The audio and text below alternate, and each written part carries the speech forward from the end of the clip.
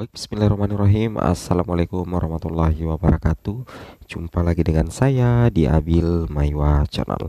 Jadi teman-teman, channel ini merupakan channel pendidikan tempat kita berbagi tentang aplikasi pendidikan, Microsoft Office, serta tips dan trik komputer. Jadi pada video kali ini teman-teman ya, kembali lagi admin akan mencoba mengupdate ya informasi terbaru seputar perkembangan P3K Guru formasi tahun 2023. Yang mana di sini kami akan menyajikan informasi terkait dengan peluang lulus ASN P3K Guru bagi P2 dan P3 jika misalkan di sekolah induknya itu terdapat kebutuhan. Ya, itu yang harus teman-teman pahami. Ya, oke, sebelum kita lanjut, bagi rekan-rekan guru yang baru pertama kali mampir di channel ini, jangan lupa tekan tombol subscribe-nya dan aktifkan lonceng notifikasinya agar setiap hari Bapak Ibu bisa mendapatkan update informasi terbaru seputar perkembangan P3K Guru.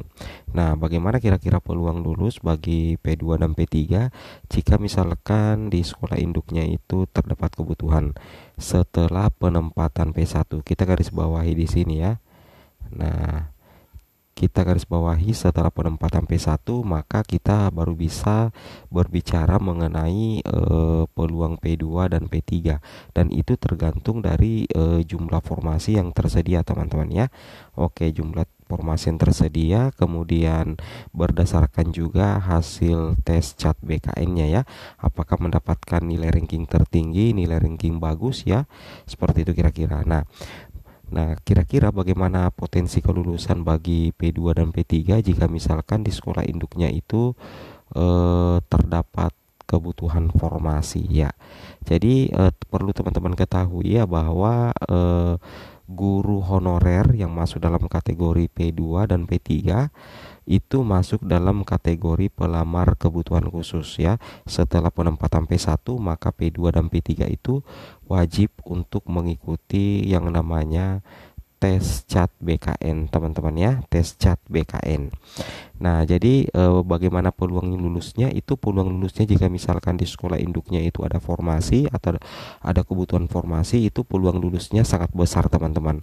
Sangat besar peluang untuk menjadi ASN P3K Guru di sekolah induk masing-masing. Tapi dengan catatan ya, ada beberapa persyaratan yang harus dipenuhi. Yang pertama itu adalah pelamar P2 dan P3 yang misalkan ada formasi di sekolah induknya itu wajib mendapatkan nilai tinggi ya. Jadi wajib mendapatkan nilai tertinggi, nilai terbaik, nilai bagus teman-teman ya. Tujuannya apa?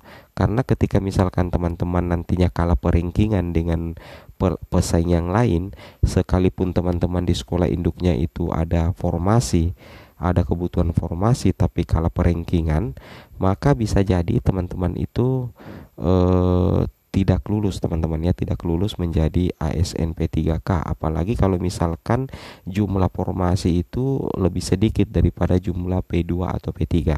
Tetapi jangan khawatir, meskipun kalah peringkingan teman-teman tidak mungkin untuk tergeser dari sekolahnya. Kenapa? Ketika misalkan kebutuhan itu ada di sekolah induk Bapak Ibu, kemudian teman-teman kalah peringkingan, nantinya yang menjadi pemenang itu ketika di sekolah induknya tidak ada formasi, maka Dinas Pendidikan bersama dengan pemerintah daerah itu akan mencarikan sekolah yang masih membutuhkan guru. Jadi tidak mungkin menggeser guru honorer dari suatu sekolah teman-teman ya, seperti itu. Kemudian alasan kedua ya, alasan kedua teman-teman wajib untuk menang peringkingan meski sekalipun di sekolah induk Bapak Ibu itu ada kebutuhan, karena formasi itu tidak ada di sekolah teman-teman. Formasi itu nanti didistribusikan setelah ada pemenangnya, setelah pengumuman ya, setelah tes CAT BKN. Kenapa bisa seperti itu? Karena formasi seluruhnya itu pada Dinas Pendidikan. Saya ulang ya, formasi seluruhnya itu ada pada Dinas Pendidikan. Secara otomatis pelamar P2 P3 itu harus betul-betul serius untuk mengikuti tes CAT BKN ya. Karena yang menjadi penentu itu adalah nilai ranking tertinggi dengan urutan nilainya. Siapa yang terbaik, siapa yang tertinggi, maka berpotensi untuk mendapatkan penempatan. Tetapi ketika misalkan di sekolah induk Bapak Ibu P1 itu ada kebutuhan, kemudian P2 atau P3 itu lulus menjadi ASN P3K atau mendapatkan nilai tertinggi, maka P2 dan P3 itu berpeluang untuk langsung menjadi ASN di sekolah induk masing-masing. Seperti itu kira-kira ya.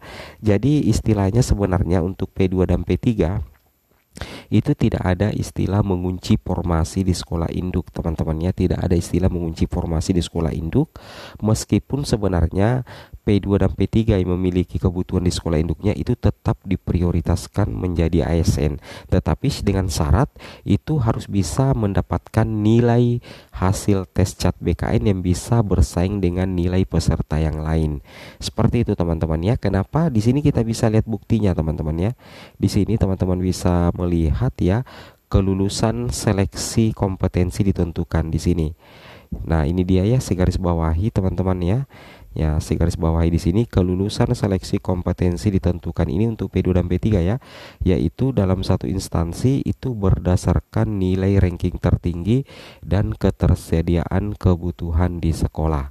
Jadi kalau misalkan jumlah anggaplah P3 itu 30 untuk formasi guru kelas, kemudian jumlah kebutuhan itu ada 40. Nah, jadi untuk P3 yang ada kebutuhan di sekolah induknya itu tetap harus bisa mendapatkan nilai bagus, minimal masuk dalam kategori 40 besar teman-teman ya, minimal masuk dalam kategori 30 besar ya, karena jumlah pelamarnya itu 40, masuk minimal 30 besar agar bisa mengisi formasi yang ada di sekolah induknya ya. Jadi seperti itu kira-kira ya.